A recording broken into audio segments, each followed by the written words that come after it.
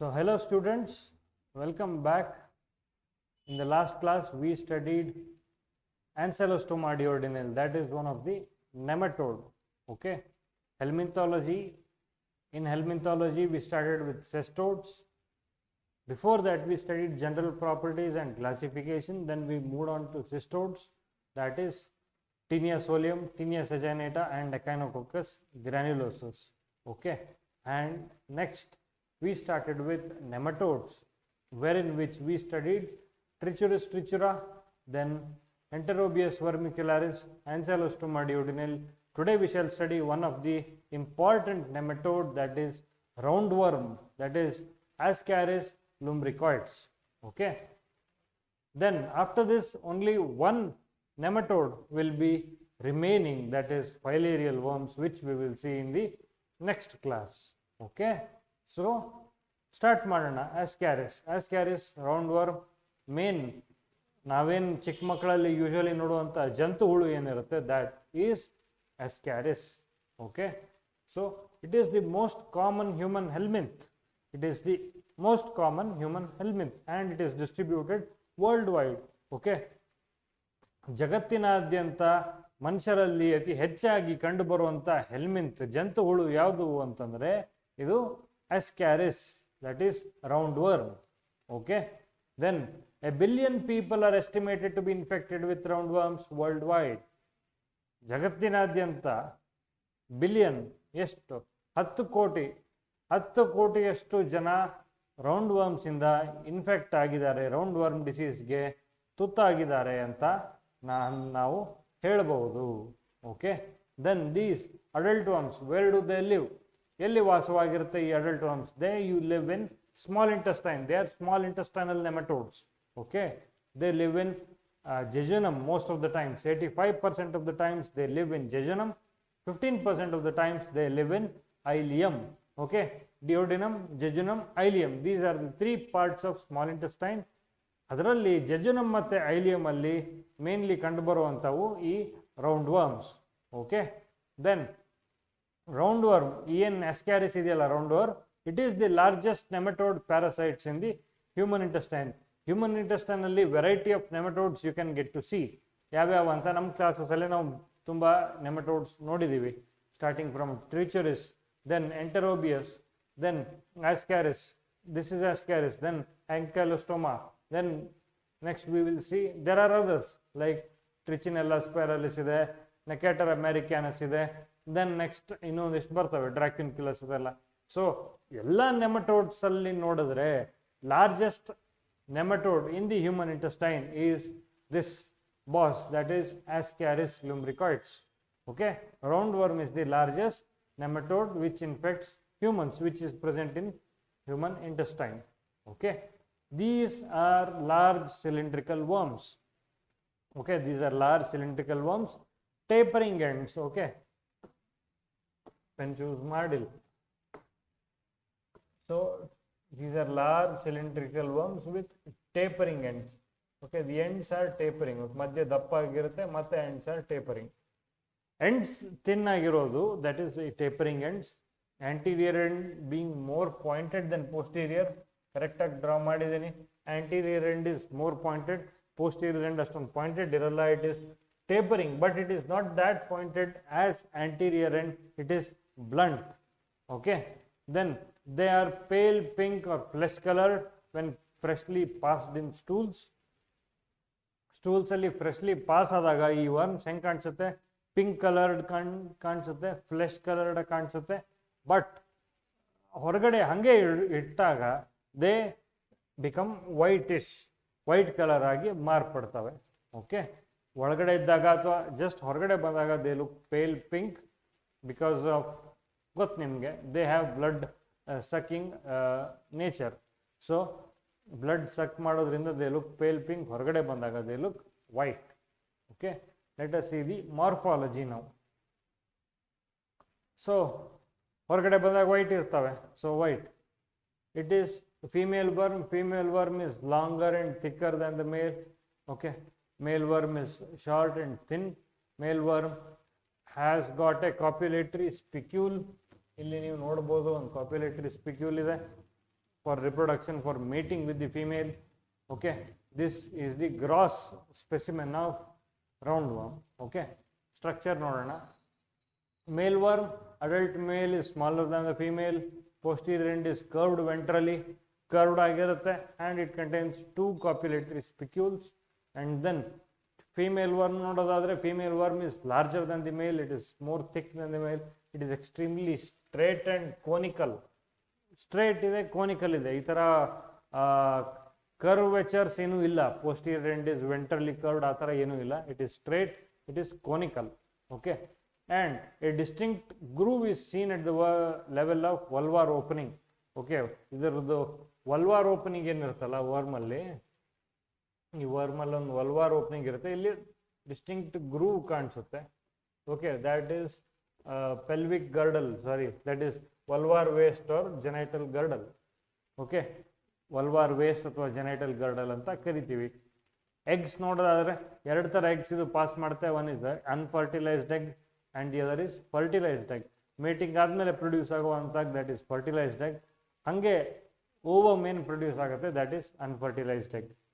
Okay, fertilised eggs ಏನಿರ್ತಾವಲ್ಲ they develop into they are embryonated eggs. Fertilised egg ಅಂದರೆ ಒಳಗಡೆ embryo develop ಆಗ್ತಾ ಇರುತ್ತೆ.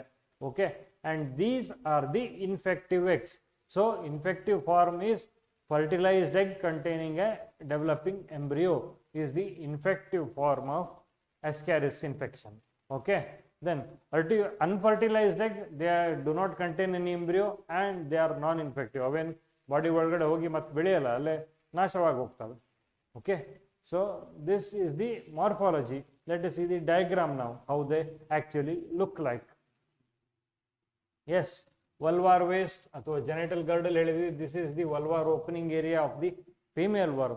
It is usually long, thicker than the male worm, and it is, there are no curvatures, ಏನು curves ಇಲ್ಲ, it is straight and it is conical. ಇದನ್ನು ನೀವು ಇದರಲ್ಲಿ ನೋಡಬಹುದು.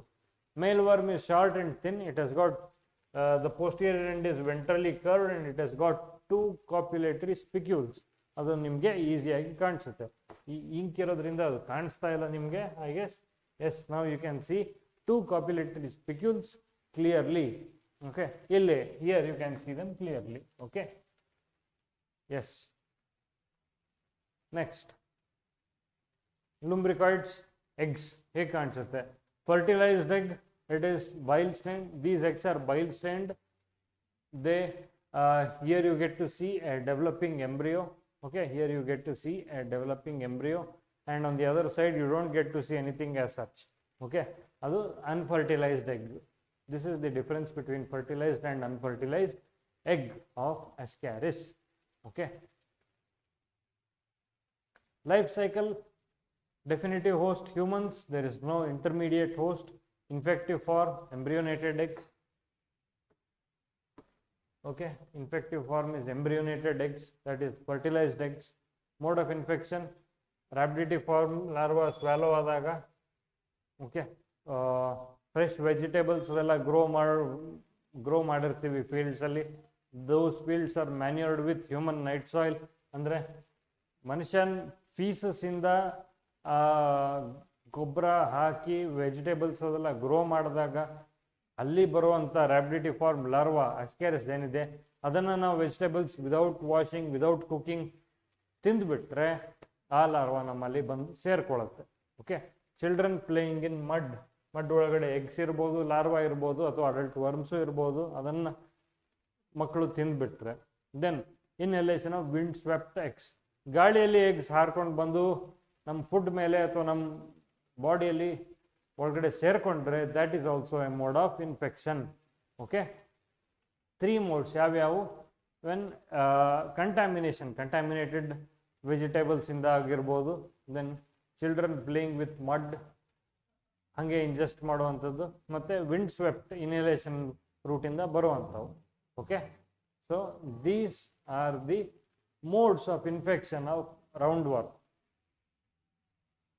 Life cycle starting with egg. Okay, so they will start with adults in small intestine. Number 1 alide adults in small intestine, they lay egg. Unfertilized egg waste, It does not undergo any further development. It will get destroyed by itself. Fertilized egg ಏನಿದೆ, fertilized egg it develops into embryo. Embryo ಇಂದ larva ಆಗುತ್ತೆ. ಅದೇನು ರ್ಯಾಬಿಡಿಫಾರ್ಮ್ larva ಒಳಗಡೆ ಏನು develop ಆಗ್ತಾ ಇರುತ್ತೋ ಆ ಸ್ಟೇಜಲ್ಲಿ ಮನುಷ್ಯ ಅದನ್ನು ಕನ್ಸ್ಯೂಮ್ ಮಾಡಿದ್ರೆ ಮನುಷ್ಯನಿಗೆ ಇನ್ಫೆಕ್ಷನ್ ಸ್ಪ್ರೆಡ್ ಆಗುತ್ತೆ.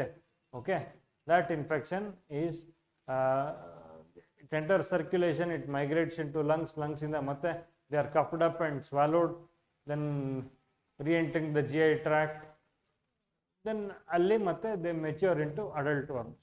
Okay, so this is the ನಿಮ್ಗೆ ಕ್ಲಿಯರ್ ಆಗಲ್ಲಿ ಮ್ಯಾನ್ಯೂರ್ ಮತ್ತೆ ವೆಜಿಟೇಬಲ್ಸ್ ಡೆವಲಪ್ ಆಗೋದು one of the important mode of infection ಅಲ್ಲಿ ಮೆನ್ಷನ್ ಮಾಡಿದ್ದಾರೆ.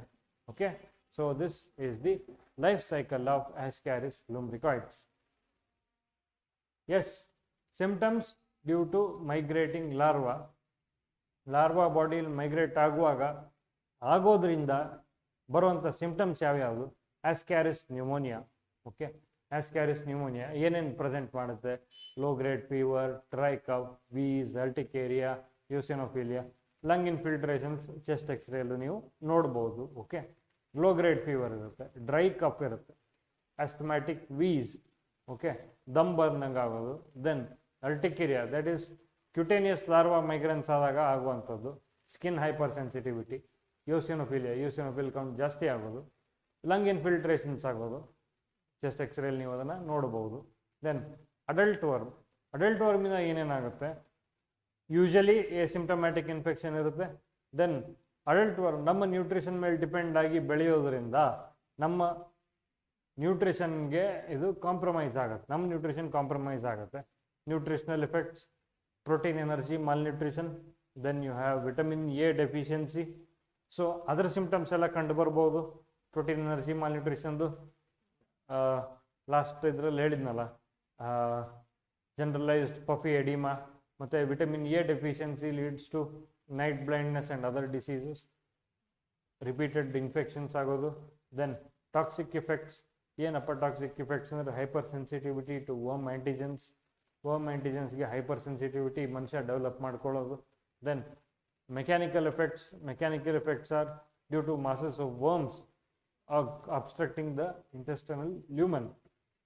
ಇಂಟೆಸ್ಟೈನ್ ಲ್ಯೂಮನನ್ನು ವರ್ಮ್ಸ್, ತುಂಬ ದೊಡ್ಡ ಮಾಸ್ ಆಫ್ ವರ್ಮ್ಸ್ ಲ್ಯೂಮನನ್ನು ಅಬ್ಸ್ಟ್ರಕ್ಟ್ ಮಾಡೋದ್ರಿಂದ ದೇರ್ ಕ್ಯಾನ್ ಬಿ ವಾಲ್ವ್ಯುಲಸ್ ಅಂದರೆ ಕಾಯಿಲಿಂಗ್ ಆಫ್ ಇಂಟೆಸ್ಟೈನ್ ಓವರ್ ಅನ್ನೋದು, ಇಂಟೆಸ್ಟೈನೇ ತಂದ ಮೇಲೆ ತಂದು ಸುತ್ಕೊಳ್ಳೋದು.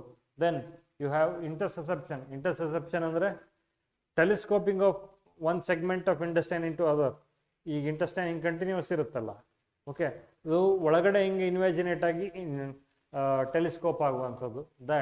ದೆನ್ ಅಬ್ಸ್ಟ್ರಕ್ಷನ್ ಅಂದರೆ ಬ್ಲಾಕೇಜ್ ಆಗೋದು ಇಂಟೆಸ್ಟೈನಲ್ಲಿ. ದೆನ್ ಪರ್ಫೊರೇಷನ್, ಇಂಟೆಸ್ಟೈನ್ ಪರ್ಫೊರೇಟ್ ಆಗೋದು ಅಂದರೆ ಹರಿದೋಗೋದು, ರಂಧ್ರ ಆಗೋದು. Okay, all that is caused by a huge mass of worms inside the intestinal lumen.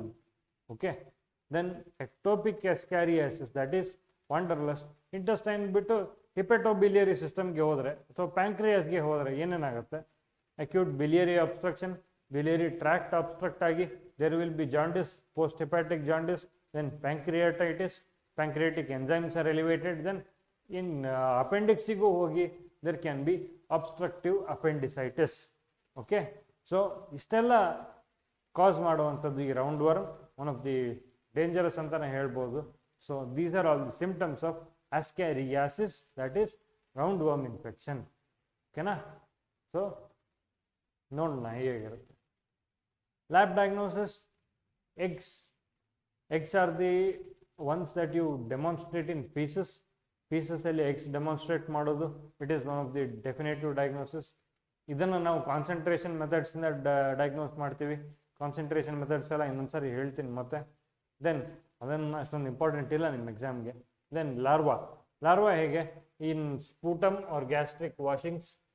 Okay, sputum sample ಅದು ಯಾಕೆ ಅಂತಂದರೆ it comes into the lung, then when it is cuffed up, it is again swallowed inside the alimentary tract, stomach ಹೋಗುತ್ತೆ, intestine ಎಲ್ಲ ಹೋಗುತ್ತೆ. Therefore sputum sample ತಗೊಳ್ಳೋದು, gastric washings, ಡ್ಯೂಡಿನಲ್ washings ತಗೊಳ್ಳೋದು important ಆಗಿರುತ್ತೆ.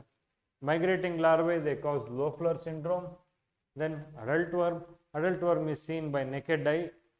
ಇಂಥ ದೊಡ್ಡ ವರ್ಮೇ ಇರುತ್ತೆ, it's one of the largest nematode ಅಂತ ಹೇಳೋದ್ರಿಂದ adult worm is seen by naked eye in the stool or even in the sputum of the patient. ಮನುಷ್ಯನ ಸ್ಪೂಟಮ್ ಅಲ್ಲೂ ಅಡಲ್ಟ್ ವರ್ಮ್ ಕಂಡು ಬರ್ಬೋದು. Then on X-rays, okay, X-rays ಅಲ್ಲಿ barium studies ಅಲ್ಲಿ barium meal follow through ಮತ್ತು ಅಲ್ಟ್ರಾಸೌಂಡಲ್ಲೂ ನಾವು ಇದನ್ನು ನೋಡ್ಬೋದು. ಓಕೆ, ಸೊ ಇದೆಲ್ಲ ಹೇಗೆ ಕಾಣಿಸುತ್ತೆ ಅನ್ನೋದನ್ನು ಒನ್ ಬೈ ಒನ್ ನೋಡೋಣ. Yes, okay. Next sero diagnosis ಒಂದಿದೆ. ಸೀರೋ ಡಯಾಗ್ನೋಸಿಸ್ ಏನಪ್ಪ? Demonstration of, not demonstration, yes, demonstration of antigens and antibodies. Okay, antigens and antibodies ಹೇಗೆ? ಬೈ ಇಮ್ಯುನೋಫ್ಲೂರೆಸೆನ್ಸಸ್ ಆಗಿರ್ಬೋದು, ELISA, then complement fixation test, ಈ ಥರ ನಾವು diagnose ಮಾಡ್ಬೋದು.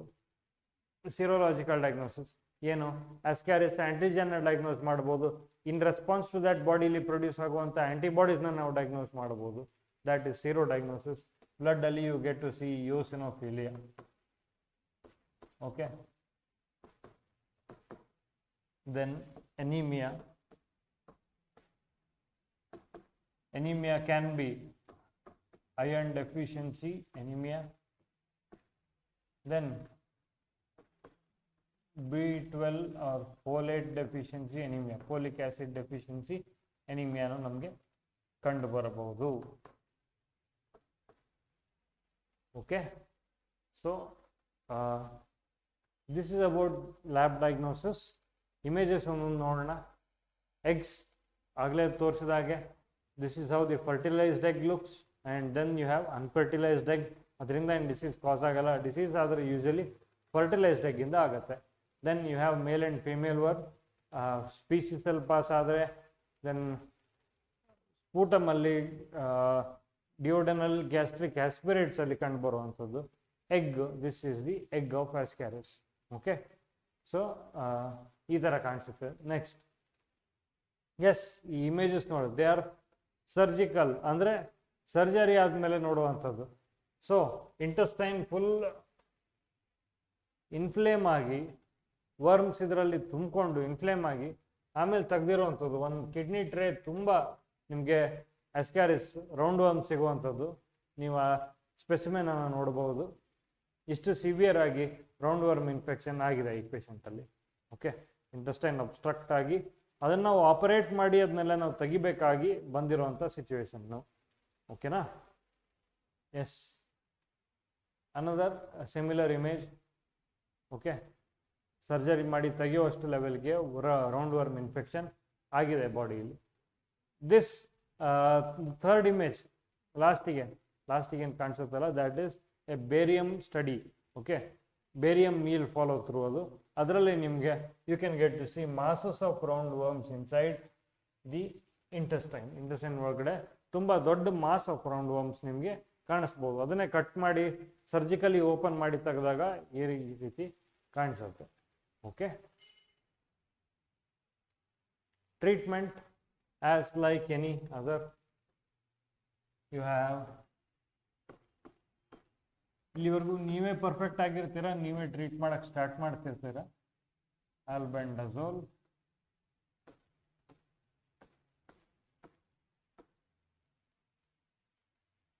ಮೆಬೆಂಡಜೋಲ್, ivermectin important ಇಲ್ಲಿ, ivermectin use ಮಾಡೋದು. Then you have pyrantel ಪಾಮೋಯೇಟ್,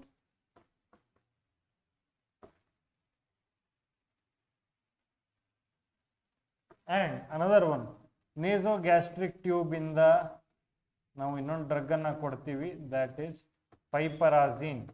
okay, worms ಅನ್ನ inactivate ಮಾಡೋಕ್ಕೆ this drug will help us. Okay, piperazine ಅನ್ನುವಂಥದ್ದನ್ನು ನಾವು ಕೊಡ್ತೀವಿ. ಪ್ರೆಗ್ನೆನ್ಸಿಯಲ್ಲಿ ಇವೆಲ್ಲ ಕೊಡೋಕ್ಕಾಗಲ್ಲ. This can be given in pregnancy. Pregnant ಪೇಷಂಟ್ಸಲ್ಲಿ ಇದನ್ನು ಕೊಡ್ಬೋದು ಯೂಶಲಿ.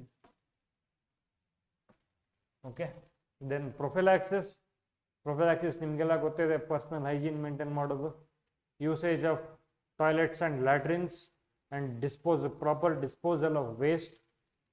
Okay, personal hygiene ಎಲ್ಲ ಮೇಂಟೈನ್ ಮಾಡೋದು, and proper washing and cooking of vegetables and fruits before consuming. Cooked food consume ಮಾಡೋದು, then infected persons ಅನ್ನ carriers ಅನ್ನ prompt ಆಗಿ treat ಮಾಡೋದು. All this is prophylactic measures against Ascaris infection. Okay, so that's all for this class, and in the next class we shall study the last nematode, that is filarial worms. Okay, so thank you all for your patient listening. Thank you.